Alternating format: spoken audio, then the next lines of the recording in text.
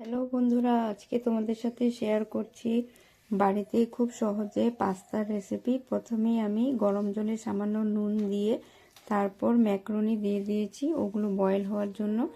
তারপর বয়েল হয়ে গেলে প্যানের মধ্যে দিয়ে দিয়েছি বাটার গলে গেলে তার মধ্যে দিয়ে দিয়েছি 3 থেকে 4 টেবিল চামচ মতো টমেটো পিউরিটা ভালো করে বাটারের সাথে মিশিয়ে নিয়ে ভেজে নেব। তারপর টমেটোর কাঁচা গন্ধটা চলে গেলে ওর মধ্যে দিয়ে দিয়েছি সামান্য নুন আর দিয়ে দিয়েছি 2 টেবিল চামচ মতো টমেটো সস। তারপর সেদ্ধ করে রাখা ম্যাকারনি দিয়ে ওর মধ্যে দিয়ে দিয়েছি চিলি ফ্লেক্স আর দিয়ে দিয়েছি অরিগানো। তারপর দিয়ে দিয়েছি একটা চিজের স্লাইস, তোমরা চাইলে গ্রেট করেও দিতে পারো চিজ। তারপর ভালো করে মিশিয়ে নামিয়ে নেব। আমাদের গরম গরম পাস্তা রেসিপি একদম তৈরি, বাড়িতে খুব সহজে বানাতে